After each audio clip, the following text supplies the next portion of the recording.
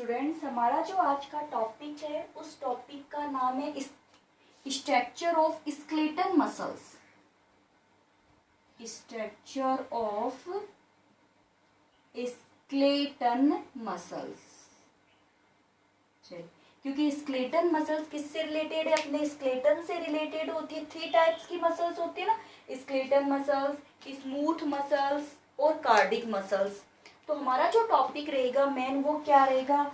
Skeletal muscles का रहता है। स्केलेटल जो मसल्स होती है, अगर अपन इसकी स्ट्रक्चर देखते हैं तो स्केलेटल मसल्स कैसी है? इसकी स्ट्रक्चर सिलेंड्रिकल शेप में होती है। किस शेप में होती है? ऐसे सिलेंड्रिकल शेप में होगी। और सिलेंड्रिकल शेप के साथ साथ में इसमें मैनी स्ट्रिप पाई जाती है, ऐसे धारियां पाई जाती है। किसके अंदर? स्केलेटल मसल्स की स्ट्रक्चर जब देखते हैं। और साथ ही साथ में कैसी होती है? मल्टी न्यूक्लिएटेड होती है, यानी एक के अंदर मैनी न्यूक्लियस पाए जाते हैं। स्केलेटल जो मसल्स होती है वो स्केलेटन से रिलेटेड होती है। अपने लेग्स है, ठीक है, हैंड्स होते हैं, तो अपने अकॉर्डिंग ये फंक्शन भी परफॉर्म कर सकती है। इसीलिए इसको क्या बोलते हैं? वॉलेंट्री मसल्स भी बोला जाता है। स्ट्रिप पाई जाती है इसलिए स्टेप मसल्स भी इसको बोलते हैं।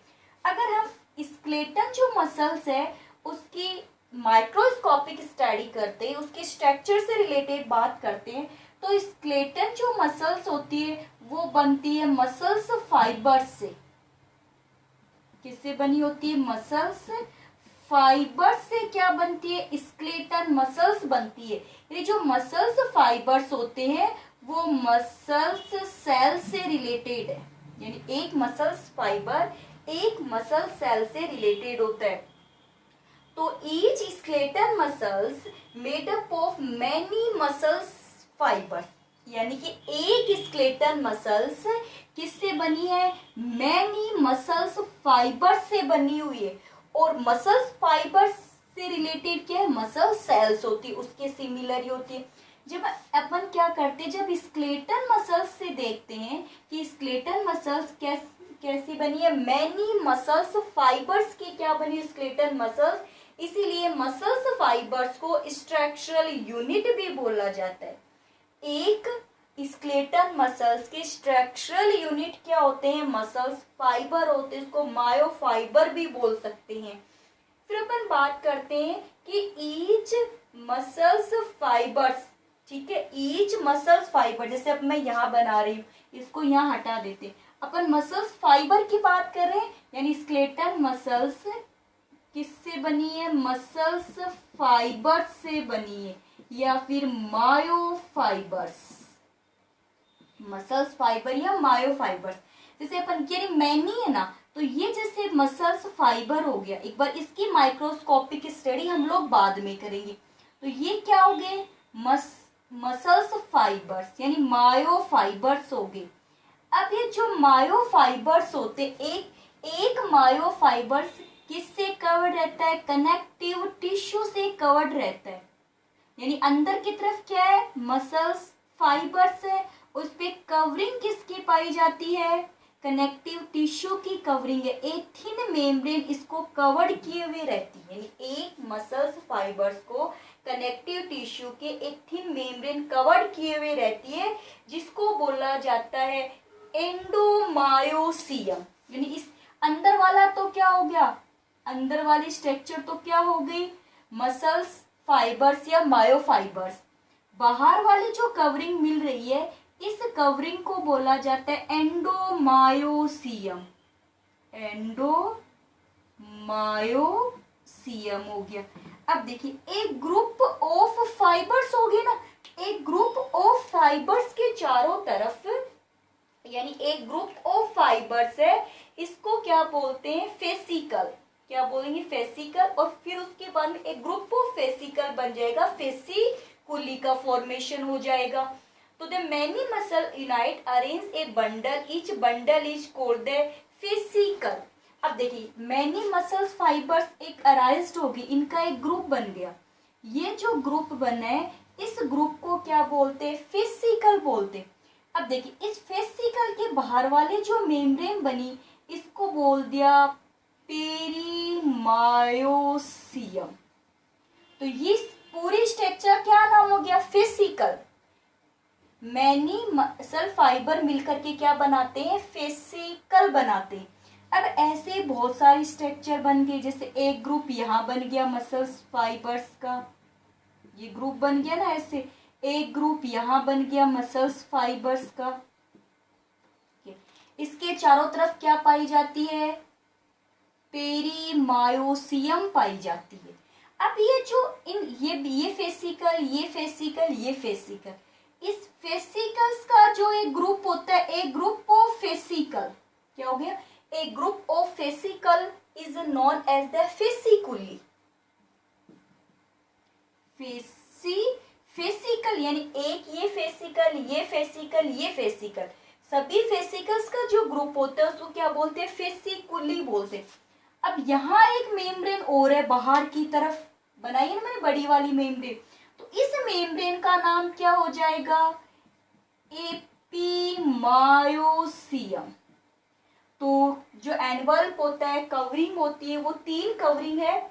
एंडोमायोसियम है, फिर है पेरीमायोसियम है, और फेसिकुली पे जो कवरिंग होगी उसको बोल देंगे एपिमायोसियम। और ये सब किसकी बनी है? कनेक्टिव टिश्यू की बनी हुई होती है। तो फेसिकुली, फेसिकुली, फेसिकुली, ऐसे फेसिकुली बन जाती है, और किसका फॉर्मेशन हो जाता है? उसको क्या बोलते हैं? स्केलेटन मसल्स बोला जाता है। तो मसल्स जो फाइबर्स होते हैं उसको स्ट्रक्चरल यूनिट बोलते हैं। ये तो अपन ने बात कर दी स्केलेटन से रिलेट, मसल से। अब हम स्ट्रक्चर करेंगे मसल्स फाइबर्स की, माइक्रोस्कोपिक स्ट्रक्चर देखते हैं कि एक्चुअली में मसल्स फाइबर्स कैसे होते हैं इनर साइड के अंदर।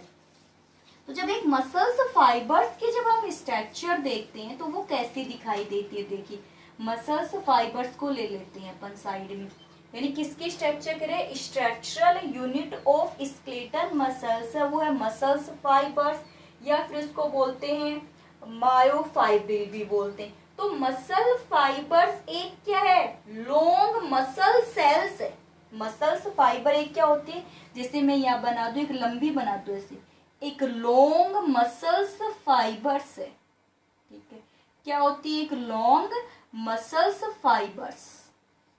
ये लीजिए, एक लॉन्ग मसल्स, यानी मसल्स फाइबर है, एक लॉन्ग मसल्स सेल्स है, ये सेल्स बना दी।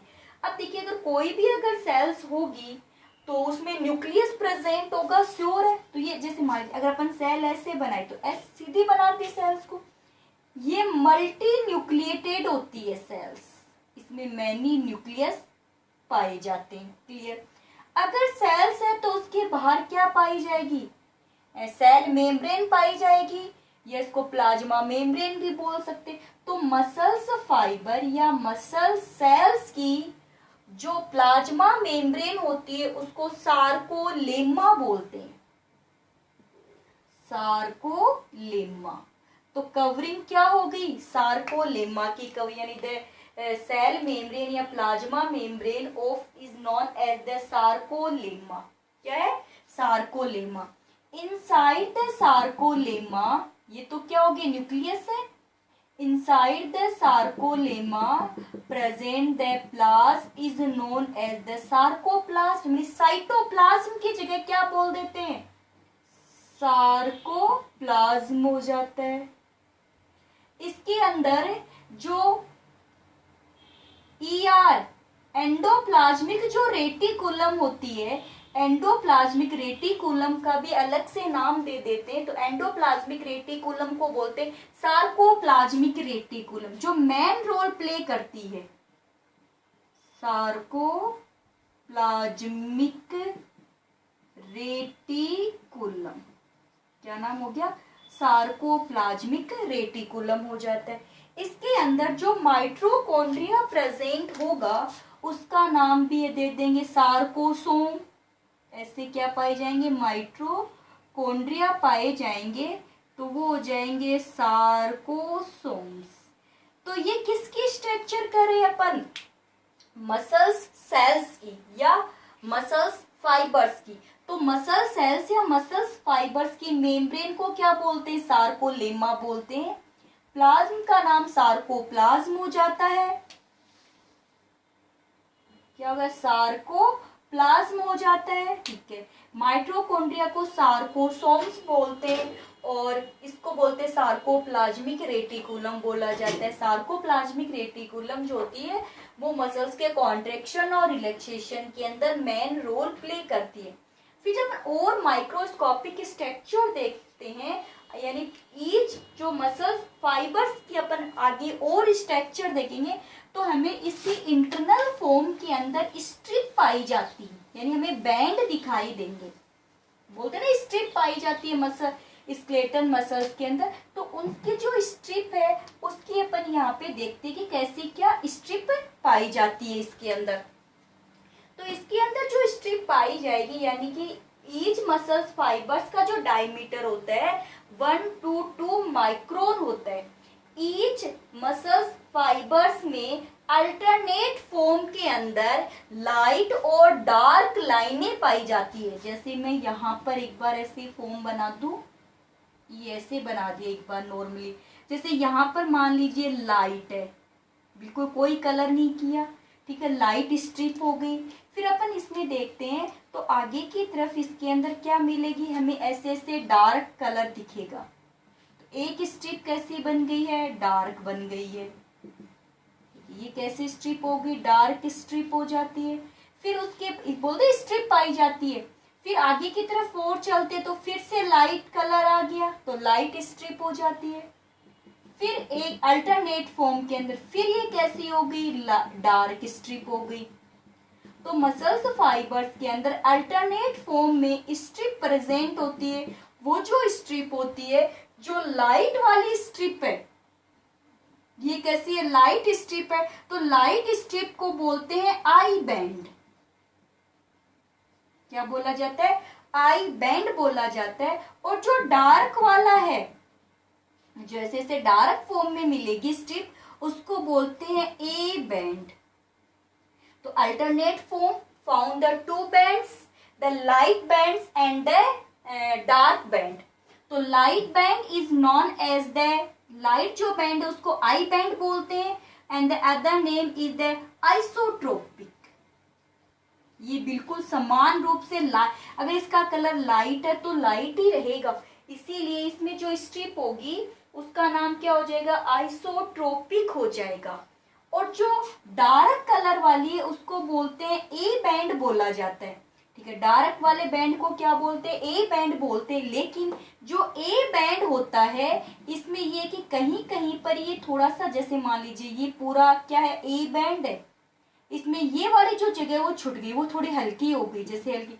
तो कहीं कहीं पर ये जो बैंड होता है वो लाइट होता है, यानी हल्के कलर में होता है, उस एरिया को बोलते हैं एच जोन। क्या बोलेंगे, एच जोन बोलेंगे। यानी कि जो डार्क बैंड होता है उसमें कुछ प्लेस लाइट कलर में होता है, थोड़ा हल्का दिखाई देता है। जैसे अपन कोई कलर करते हैं ना, कहीं पर कलर करते हो आपने देखा होगा, आउटर लाइन तो अपन थोड़े से डार्क कर देते हैं और बीच में से लाइट कर देते, तो बीच वाला कैसा लाइट बन गया ना, हल्का। डार्क तो है लेकिन डार्क में भी थोड़ा सा लाइट दे देते हैं अपन, तो उस एरिया को क्या बोलते हैं, एच जोन बोल दिया जाता है। अब जो आई जो बैंड होगा इसके अंदर बीच में एक लाइन पाई जाएगी ऐसे, किसके अंदर, आई बैंड के अंदर। तो आई बैंड यानी आइसोट्रोपिक जो बैंड में लाइन पाई जा रही है उसको बोलते हैं जड लाइन। ये लाइट बैंड है तो यहाँ पर भी एक लाइन पाई जाएगी, तो इसका नाम भी क्या हो जाएगा, जड लाइन हो जाएगा, ठीक है। फिर उसके अंदर जो एच जोन है, जो डार्क कलर के अंदर हल्का वाला भाग है, उसमें भी एक ऐसे इस लाइन पाई जाएगी बीच में, तो उस वाली लाइन को क्या बोल देंगे, एम लाइन बोल देंगे, ठीक है। अब देखिए, एक जड़ लाइन और दूसरी जड़ लाइन के बिटवीन जो प्लेस होता है उसको बोलते हैं सार्कोमियर।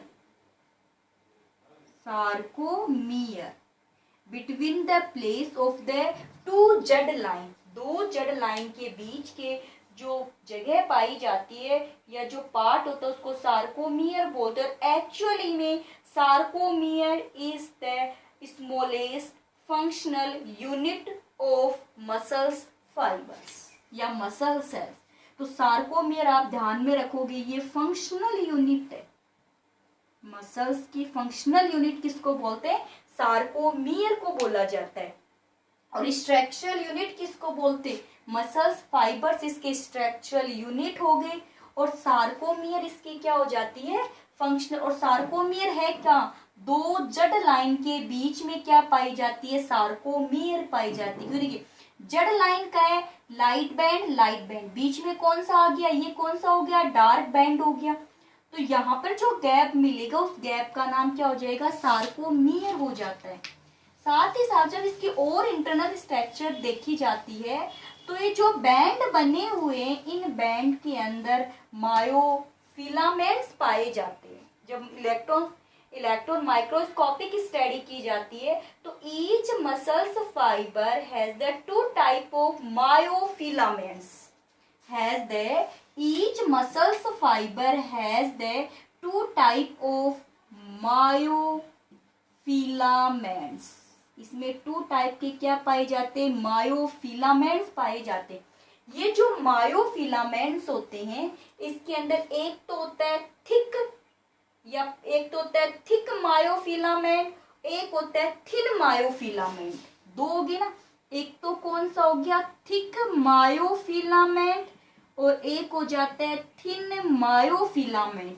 जो थिक मायोफिलामेंट है इसको प्राइमरी बोलते हैं, यानी प्राइमरी मायोफिलामेंट बोल देंगे। और जो थिन वाला है इसको क्या बोलते हैं? Secondary myofilament. अब आपको ध्यान में नहीं रहे कि थिक वाला पहले आएगा कि थिन वाला, तो तरीका होता है थिक मानी मोटा होता है ना, और थिन मानी क्या होता है? पतला होता है। भले ही ताकतवर कोई भी हो लेकिन दिखने में तो जो मोटा होता है वो ही ताकतवर दिखाई देता है ना। तो लोग क्या करते हैं, इस झगड़ा वगैरह करते तो पहले वही आता है कि मैं ताकतवर हूँ, फर्स्ट तो मेरा ही रहेगा। तो इसीलिए जो मोटा होता है वो ताकतवर दिखता है, इसीलिए पहला स्थान उसी को मिलता है। थिन यानी पतला होता है तो वो बाद तक जाता है, डरते डराते है ना, तो सेकंड स्थान उसको मिलता है। जो थिक मायोफिलामेंट जो होते हैं वो एक प्रोटीन से बने हुए, उस प्रोटीन का जो नाम है वो है मायोसिन प्रोटीन। तो ये कंपटीशन एग्जाम के क्वेश्चन हो जाते हैं कि जैसे पूछ लिया जाए कि जो मसल्स फाइबर्स में कौन कौन से प्रोटीन पाए जाते हैं, तो मेन तो क्या होते हैं? मायोसिन प्रोटीन, और एक होता है एक्टिन प्रोटीन। ये दो प्रोटीन किस में होते हैं? मसल्स फाइबर्स में होते हैं, जो क्या बनाते हैं? मायोफिलामेंट्स बनाते हैं। तो मायोसिन तो क्या बनाता है? थिक वाला पोर्शन, यानी आप चाहो तो डार्क एरिया के अंदर ले लो इसको, या फिर ए बैंड के अंदर ले लो।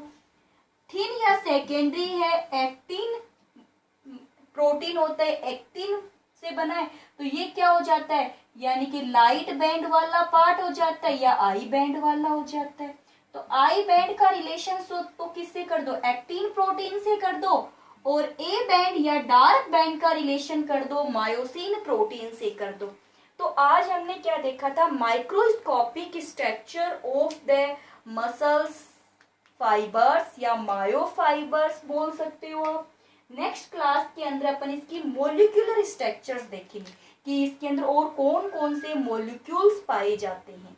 तो आज की हमारी क्लास क्या थी? Structure of the muscles, skeletal muscles के स्ट्रक्चर से रिलेटेड।